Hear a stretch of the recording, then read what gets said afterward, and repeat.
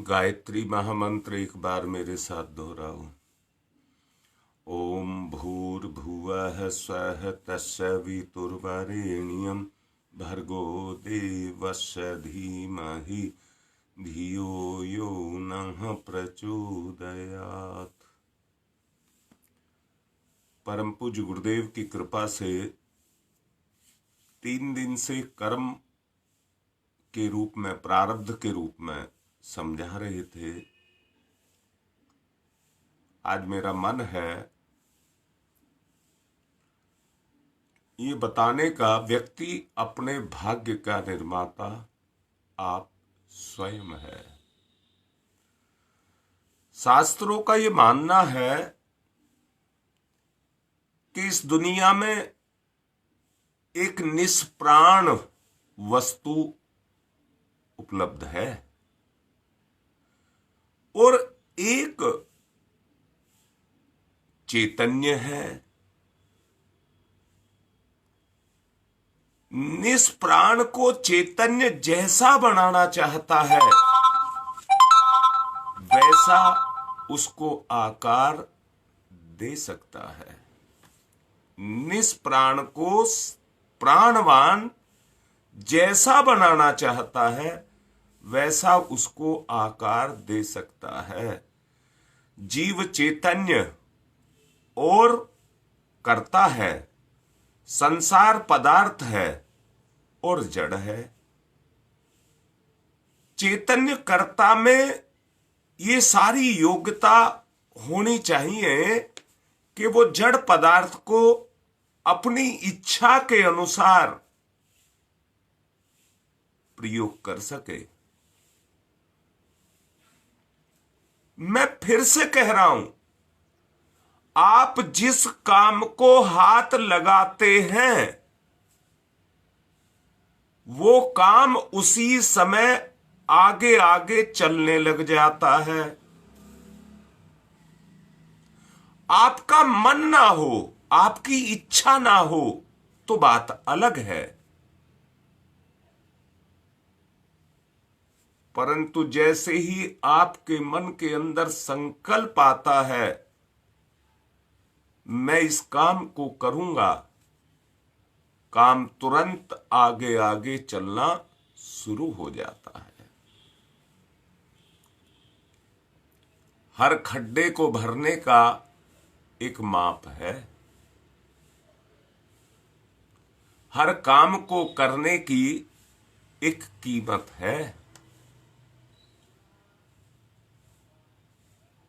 जितनी कीमत उसको चाहिए उतना उस पर आपको देना पड़ेगा। अंतर मात्र इतना है कि जब किसी भी काम को करने के लिए हम चलते हैं तो हमारी हिम्मत कमजोर पड़ जाती है और हिम्मत के कमजोर पड़ने से हम उस कार्य को नहीं कर पाते और धीरे धीरे करके वैसा ही दुर्गुण हमारे स्वभाव के अंदर प्रकट होने लग जाता है और वैसे ही आकार को हम धारण कर जाते हैं।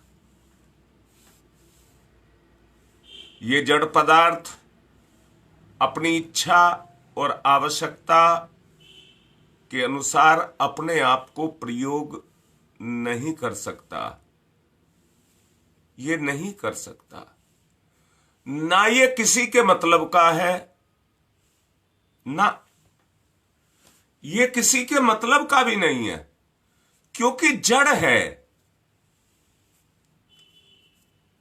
अगर इसमें गति है, आकार है, तो उस चैतन्य के कारण ही वो उपयोगी होता है, आकार को धारण करता है, सहायता करता है, साधन बनता है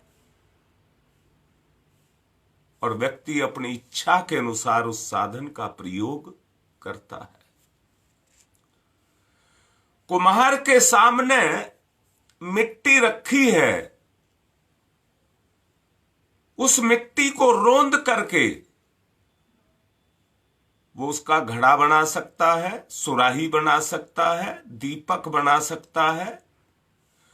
अगर घड़ा खराब है तो खराब घड़ा नहीं है, कुम्हार में कमी है, कुम्हार में कमी है। सोचो, अंदर से देखो, अगर उसके अंदर वो कमी ना होती तो मिट्टी में कमी नहीं आती। मिट्टी तो मजबूर है वैसा ही आकार धारण करने के लिए जैसा कुम्हार चाहता है। मिट्टी स्वेच्छा से कुछ भी नहीं कर सकती। जो होगा वो केवल एक ही बल पर होगा। वो क्या है? वो है योग्यता। योग्यता।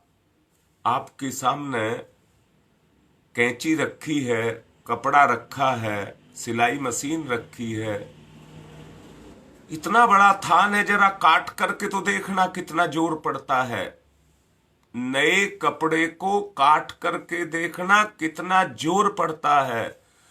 पर जिसके मन में एक उमंग है, मैं तो इसका सूट बनाऊं, मैं इसका सलवार बनाऊं, मैं तो इसकी पैंट बनाऊं, मैं तो इसका क्या बनाऊं, जो उमंग उसके मन में है वो अपनी कला को उस पर उतारता है। फिर उस कपड़े के काटने का दर्द नहीं होता है, बल्कि उसकी बनाने की खुशी होती है। बहुत अच्छे से इस बात को जान लीजिए। जब वो आंतरिक खुशी होती है उसी को उल्लास कहते हैं। मैं फिर से कह रहा हूं, उस अवस्था को जरा सोच करके देखिए जब यहां से खिलखिलाहट आती है। मैं फिर से कहता हूं, अगर धूप धरती पर बरस रही है से मतलब सुबेरे सुबेरे का बसंत पर्व है और खिली हुई धूप है जो पूरी कहिए हरियाली के ऊपर अपनी पीली चादर को बिछाए हुए है, ऐसी ही बहार अपने अंदर प्रकट हो जाती है। सोच करके देखो। मैं कहूंगा ये दुनिया त्रिगुणात्मक प्रकृति की है। इसमें दोनों पहलू मौजूद होते हैं। दोनों पहलू मौजूद हैं। अब वो दोनों कौन से? एक भला दूसरा बुरा, एक काला दूसरा सफेद, एक धर्म दूसरा अधर्म। इसमें चुनाव आपको करना है। इसमें चुनाव आपको करना है कि आपको पूरी आजादी है। कोई आपके ऊपर लठ लेकर के नहीं बैठा हुआ, आपको पूरी आजादी है। मैं फिर से ये कह रहा हूं, आपके ऊपर कोई अंकुश लगा करके लठ लेकर के बैठेगा तो आप ढीठ हो जाएंगे, जिद्दी हो जाएंगे, जबरदस्ती हो जाएगी। परंतु जब आप स्वयं छांटने वाले होंगे अंदर से कि मुझे कौन सा क्षेत्र चुनना है, क्या चुनना है, तो आप फिर जैसी आपकी मनोवृत्ति अंदर से होगी, मेरा कर्म सुंदर दिखना चाहिए, तो आपको सुंदरता को अपनाना होगा। मैं श्रेष्ठ हो जाऊं तो आपको श्रेष्ठ कर्म को अपनाना होगा। जैसे कर्म को आप चुनाव करेंगे वस्तुतः वैसा ही आप ढलते हुए चले जाएंगे। वो कर्म उसी आकार में आपको ढालता हुआ चला जाएगा। चुनाव की पूरी आजादी आपको है, जैसा आप चाहें करें। शास्त्र की व्याख्या है, व्यवहारिक दृष्टि से हर व्यक्ति को अपनी एक अलग दुनिया बसानी होती है, हर किसी की, जो वो अपने आप बसाता है। एक दुनिया भगवान की है और एक दुनिया मेरी स्वयं की है। एक व्यक्ति चोर है तो उसको सर्वत्र चोरी की ही चर्चा करते हुए मन करता है। आंख हर वक्त तैरती फिरती है, ढूंढती फिरती है कि मुझे चोरी करने की जगह कहां मिले, किसके घर में कूमल लगाऊं।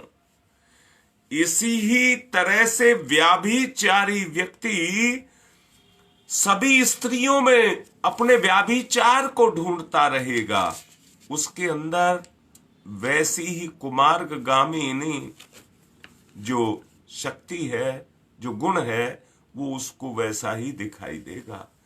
एक व्यक्ति कई लोगों को कई प्रकार का दिखाई पड़ता है। माता उसको स्नेह का भाजन मानती है, किंतु आज्ञाकारी पुत्र उसको आज्ञाकारी अपने आप को मानता है। स्त्री प्राण वल्लभ मानती है, पुत्र उसे पिता मानता है। इस प्रकार आप देखेंगे कि एक भी व्यक्ति के कितने संबंध हैं। ये सब संबंधी कैसे कैसी विचित्र कल्पनाएं करते हैं जो एक दूसरे से मिलती नहीं हैं, एक दूसरे के साथ ये मेल नहीं खाती हैं। व्यक्ति एक ही है पर उसके स्वरूप अनेक हैं। तमाशा तो ये होता है कि मनुष्य स्वयं भी अपने बारे में एक ऐसी कल्पना लिए हुए है। कैसी कल्पना? मैं तो वैश्य हूं, मैं तो ब्राह्मण हूं, मैं तो लखपति हूं, मैं तो वृद्ध हूं, मैं तो पुत्र रहित हूं, मैं तो कुरूप हूं, मैं तो गणमान्य व्यक्ति हूं। ऐसी कैसी कल्पनाएं व्यक्ति अपने आप में करता रहता है और उस कल्पना लोक में जीवन पर विचरण करता रहता है। जैसा दूसरे लोग उसके बारे में अपने मतलब की कल्पना कर लेते हैं, वैसे ही मन अपने बारे में भी इंद्रियों की अनुभूति के आधार पर अपने संबंध में लंगड़ी लूली कल्पना व्यक्ति अपने बारे में भी कर लेता है और उसी कल्पना के आधार पर उसके मन के ऊपर एक नशेबाजी छाई रहती है। उसी कल्पना के आधार पर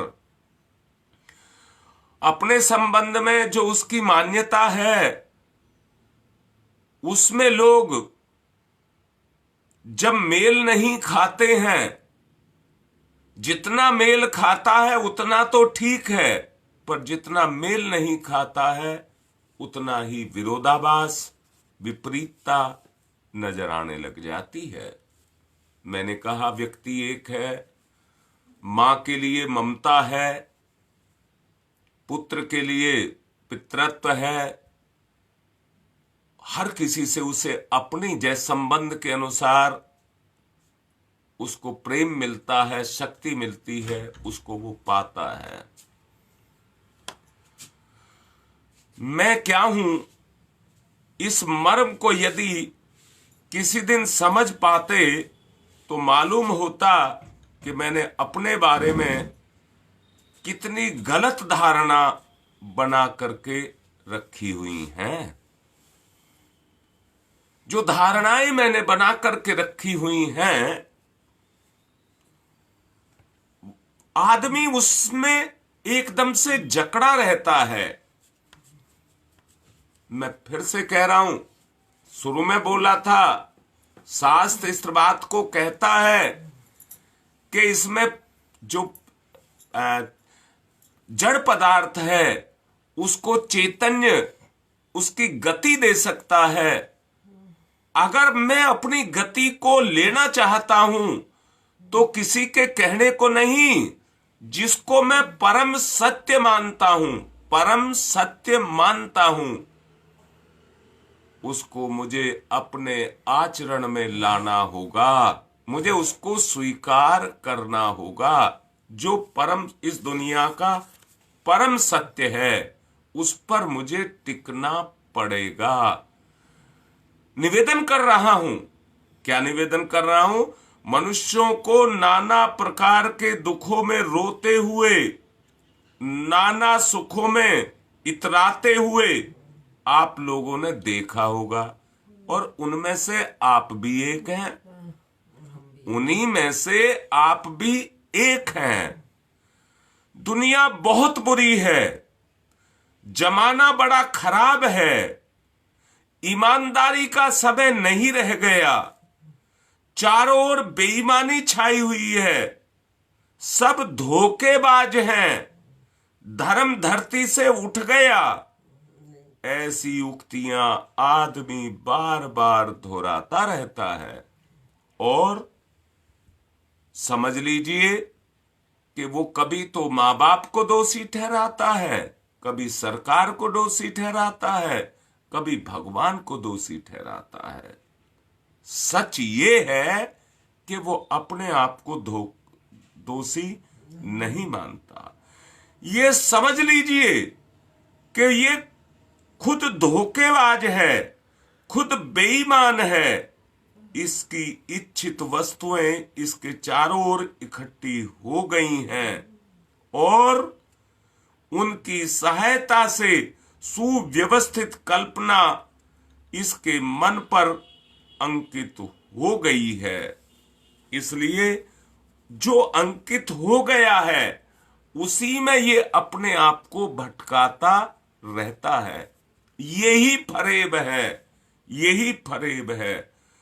सुव्यवस्थित कल्पना के चित्र अगर इसमें अंकित हो जाएं, जो व्यक्ति कहा करता है कि दुनिया में कुछ काम का नहीं है, बेकारी का बाजार गर्म है, उद्योग धंधे उठ गए, अच्छे काम मिलते नहीं, समझ लीजिए कि अयोग्यता उसके चेहरे पर छाई हुई है और जहां जाता है वहीं बुराई का दर्शन उसके अंदर से होता है।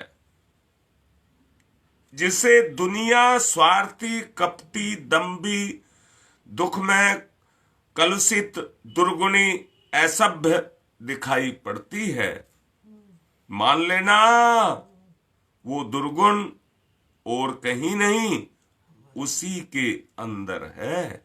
स्थिति क्या है? आदमी आंखों पर जैसा चश्मा पहन लेता है, दुनिया उसके लिए उसी रंग की हो जाती है। ठीक इसी तरह से लोभ का, मोह का, काम का, क्रोध का, नशे का जैसा भी हमारे ऊपर पुट चढ़ जाता है, हमें दुनिया उसी तरह की दिखाई देने लग जाती है। दुनिया ये एक लंबा चौड़ा बहुत बढ़िया बिल्लोरी कांच का चमकदार दर्पण है, जिसमें अपना मुंह हूबहू दिखाई देता है। जो व्यक्ति जैसा है उसके लिए त्रिगुणात्मक जो सृष्टि है उसको वैसी ही ये सृष्टि दिखाई देती है। जो व्यक्ति जैसा है उसके लिए वो तत्व वैसे ही निकलकर आगे आ जाते हैं जैसा कि वो अपने आप में सोचता है, समझता है, जानता है, वैसे ही आ जाते हैं। समझ लेना, क्रोधी मनुष्य जहां जाएगा कोई ना कोई लड़ने वाला उसे मिल ही जाएगा। देख लो, घृणा करने वाले कोई कम नहीं है। घृणित वस्तु मिल जाएगी तो क्या किया जाएगा? अन्यायी मनुष्य की सब लोग बड़े बेहुदे, असभ्य और बुरे तरीके से उसकी निंदा करते हैं, दंड देने योग्य दिखाई पड़ते हैं। होता यह है कि अपनी मनोकामनाओं की मनुष्य अपने सामने वालों पर थोप देता है और वैसा ही समझता है जैसा वह स्वयं है। साधुओं की साध्वी स्त्रियों से पाला नहीं पड़ता। विद्याभ्यासियों को सद्ज्ञान मिल जाता। जिज्ञासुओं की ज्ञान पिपासा अगर बुझ जाती तो आप सोच करके देखो, सतगुणी, सतयुगी आत्माएं सब तरफ दिखाई देती और उसके आसपास सदैव सतयुग जैसा वातावरण बरसता हुआ होता। सोचो जो बोला जा रहा है। अगर उस तरह का कर लिया होता तो तुम्हारे तरफ चारों तरफ वो सतयुगी वातावरण फैला हुआ होता। हमारा ये कहने का तात्पर्य है कि दुनिया अपने आप से नहीं है, आपसे दुनिया है। इसलिए दुनिया दूध से धुली हुई है और आप दृष्टि दोष से उसे बुरा समझते हैं। तो ये बार बार कह रहा हूं कि दुनिया त्रिगुणात्माई है और हर वस्तु 3 गुणों से बंधी हुई है। ये आपको मानना ही पड़ेगा। प्रकृति का गुण है, तीनों के तीनों गुण जहां एक साथ आकर के मिलते हैं वहीं पर प्रकृति का निर्माण होता है। इसमें आपसे छोटे दर्जे के बच्चे भी पढ़ते हैं, आते हैं, और उसकी जो हथकंडा है, जो उसकी समकक्षा में पढ़ते हैं, उनमें भी भेद पाए जाते हैं। जो आपसे बहुत आगे हैं, आप देखो ना अपनी कक्षा में, जो आपसे बहुत आगे हैं, आगे से मतलब भाई ये तो आगे जाना तो उसको कहते हैं कि जो पैरों से चलता आगे निकल जाता है।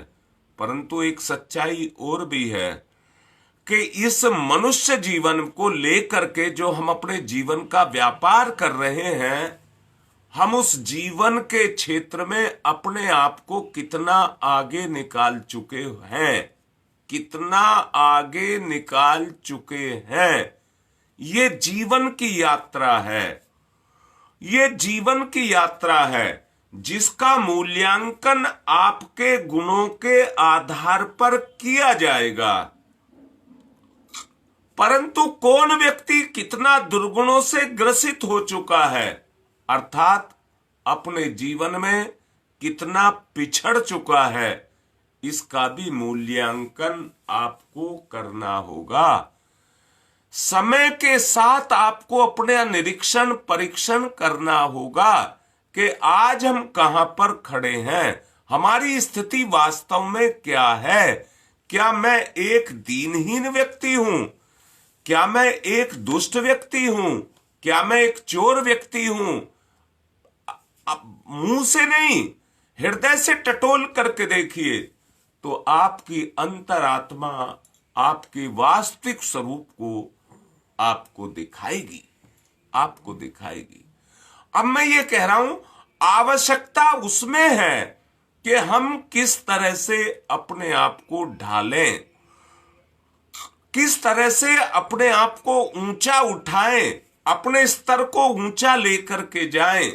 ये बात एक स्तर पर जाकर के हमको सोचनी पड़ती है। आपसे बहुत लोग आगे हैं और बहुत सारे आपसे पीछे भी हैं। तीनों ही किस्म के लोग इस दुनिया में हैं। सद्गुणी विद्यार्थी वे हैं जो आपसे ऊंची कक्षा में हैं। रजोगुणी वे हैं जो आपके समकक्ष हैं, और तमोगुणी वे हैं जो आपकी बराबरी नहीं कर सकते, वो तमोगुणी हैं। ये अंदर से ही निकलता है। आदमी अपनी तुलना करता है, आदमी अपनी तुलना करता है, और जब तुलना करता है वो किसी को आगे देखता है और अपने आप को पीछे देखता है तो वो ईर्ष्या करता है। देखो, हर आदमी अपने से बड़े के साथ अपनी तुलना करता है। जब ये पाता है, क्या पाता है कि फला व्यक्ति मेरे से आगे चला गया, तो ये उस व्यक्ति से ईर्ष्या करने लग जाता है।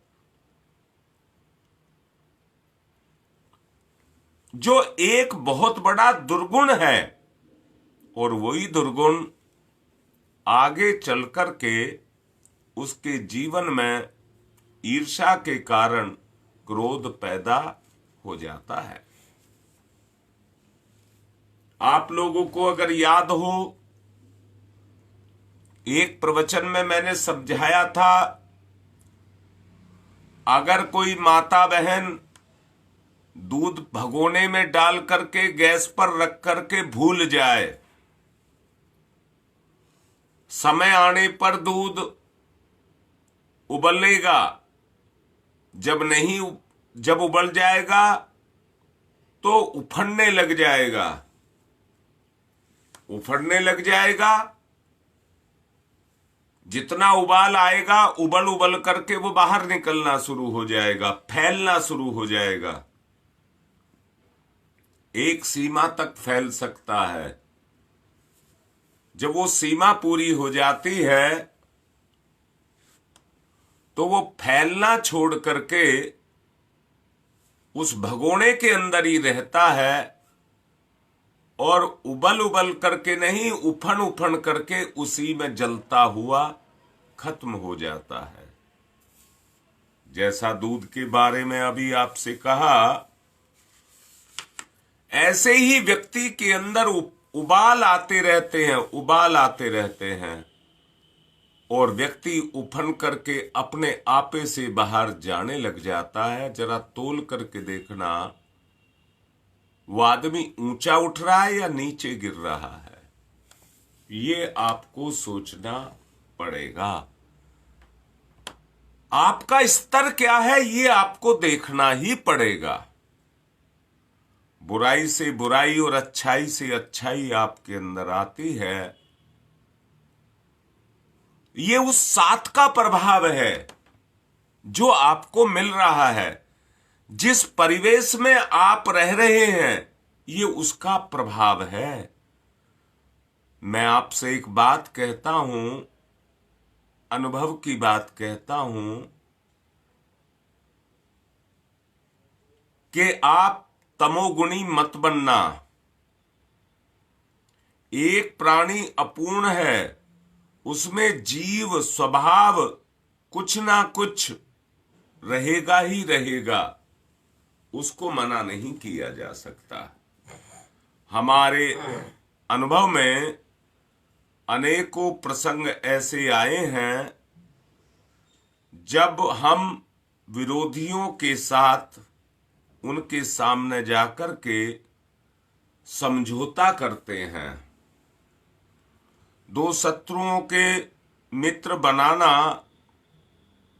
हमको पड़ता है, तो दोनों में विरोध किस प्रकार का आरंभ हुआ, इसका गंभीर अनुसंधान करने की आवश्यकता है। अगर हम अनुसंधान करते हैं, कोई भी करके देखो, तो कुछ विशेषताएं सामने आती हैं तो कुछ दोष भी सामने आते हैं, दोनों के सामने आते हैं। परंतु जहां हम बैठ करके, एक ढेरी दोष की लगी है, एक ढेरी अच्छाई की लगी है, जब उनका हम तुलनात्मक विश्लेषण करते हैं तो अंतरात्मा में एक ही बात आती है, गंदा क्यों, बुरा क्यों, अच्छा क्यों नहीं, मुझे अच्छा होना चाहिए। वहीं से वो आदमी अपना अच्छाई का रास्ता चुनता है और उस रास्ते पर चलता है। आप अपना पता लगाइए, वास्तविक कारण क्या है। यदि स्वप्न है तो पीछे दोनों जो छोड़े हुए अंतराल हैं, वो अपनी अपनी कल्पनाएं करते हैं और बात का बतंगड़ बनाते हैं। यदि एक दूसरे को समझने की कोशिश की जाए, अपने रिश्ते की बात कह रहा हूं, और रिश्ते को यही मत मान लेना कि मैं पति पत्नी की बात कह रहा हूं, इसलिए करनी पड़ती है कि सारे के सारे रिश्ते वहीं से उभर करके आते हैं। जब आप उस आत्मीयता पर जाकर के विराजमान हो जाएंगे और विश्लेषण करने की क्षमता आपके अंदर आएगी, तो फिर आप बुराई को अच्छाई नहीं कह सकते और अच्छाई को बुराई नहीं कह सकते। जैसा उसका स्वरूप है वैसा ही आपको बोलना पड़ेगा। कल्पनाएं बढ़ती जाती हैं, बात के बतंगड़ बनते जाते हैं, एक दूसरे को समझने की कोशिश की जाती है, दोनों अपने अपने भाव एक दूसरे पर स्पष्ट करते हैं। जो हमारे अंतःकरण में है उसी को हम सामने वाले के अंदर पैदा करने की कोशिश करते हैं।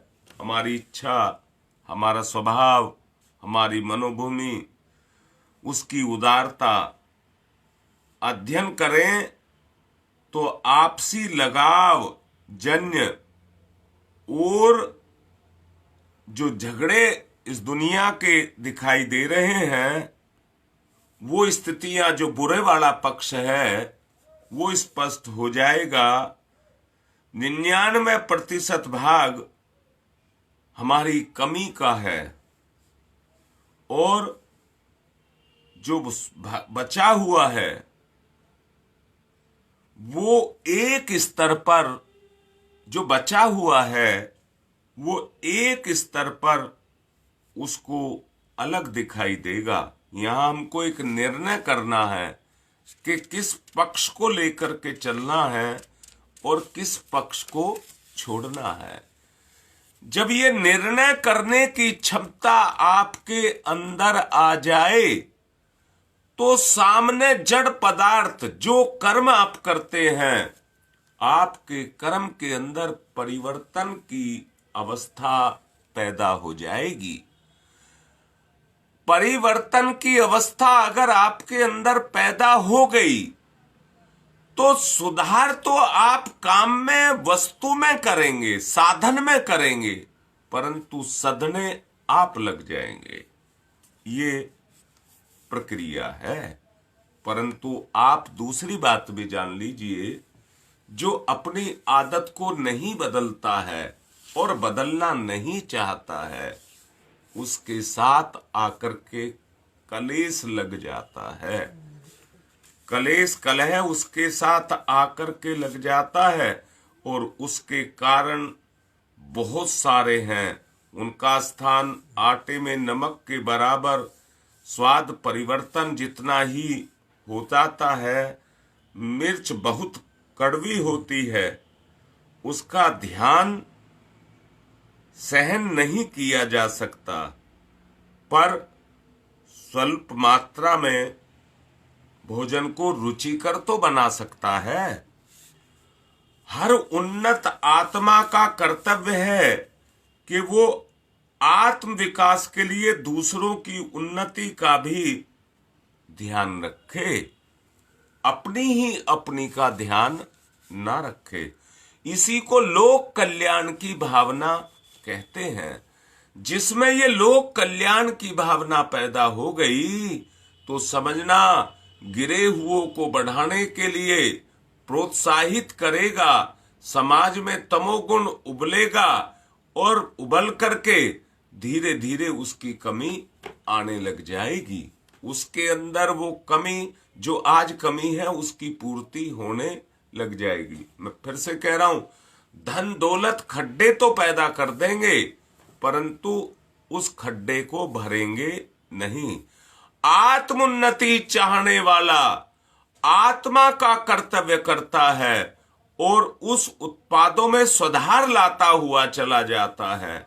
अपनी भुजाएं मजबूत बनाए, दुष्टता को कभी पनपने ना दें, पार्श्विक तत्वों को समतुल्य मान करके तब उनका आदान प्रदान करें।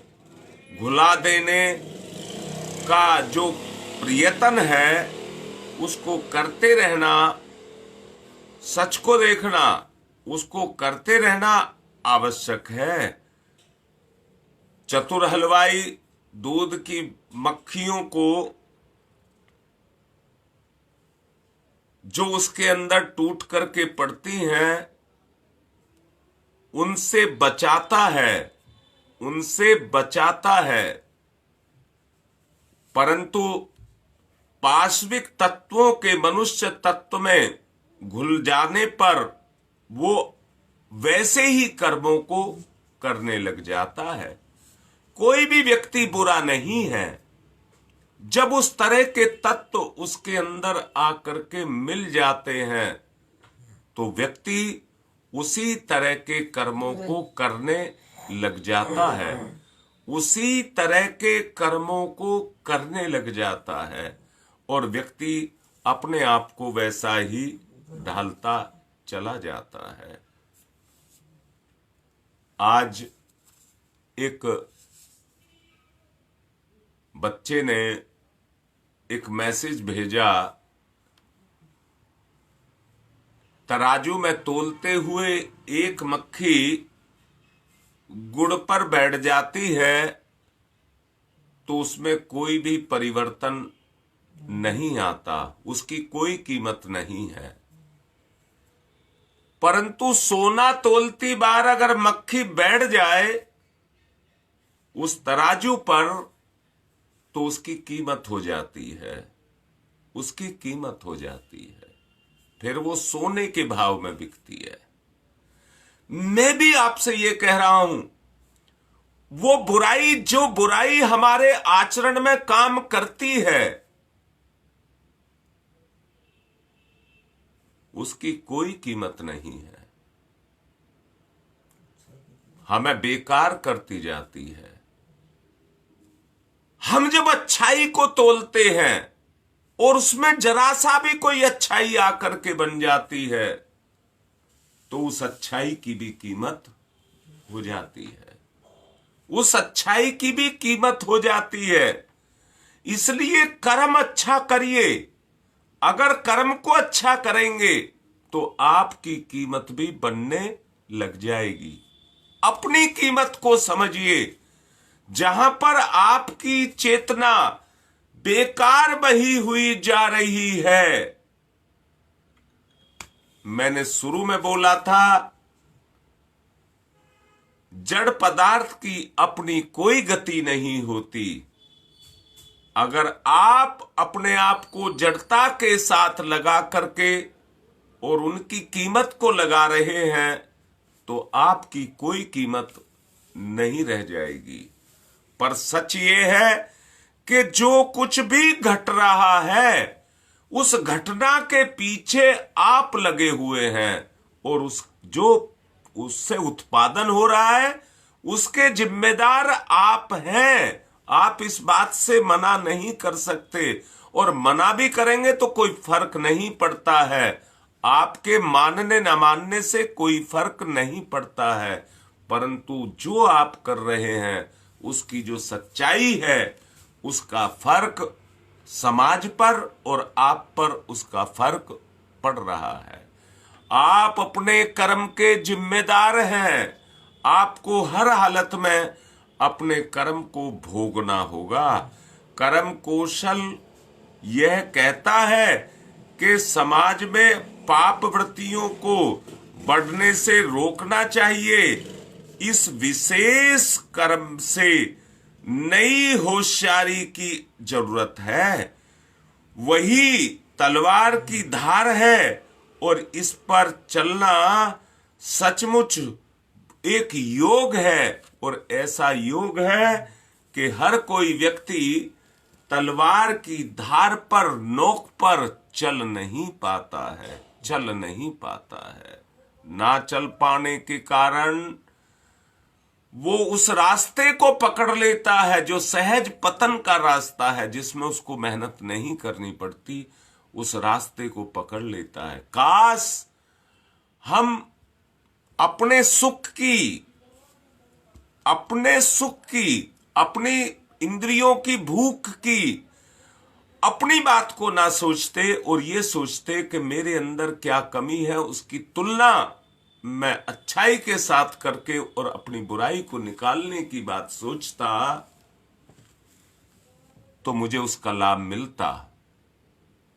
विषय लंबा है, आगे का कल समझाऊंगा और आपको बताऊंगा कि किस तरह से आप अपने निर्माता स्वयं हैं। आज की बात को यहीं पर संपन्न कर रहा हूं।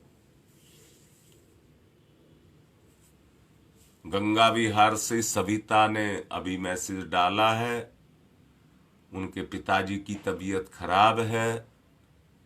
आप लोगों से प्रार्थना कर रहा हूं, शाम की 5 से 5:15 की जो प्रार्थना रखी हुई है वो सब करें, बराबर करते रहें और उनके पिताजी के लिए भी प्रार्थना करना।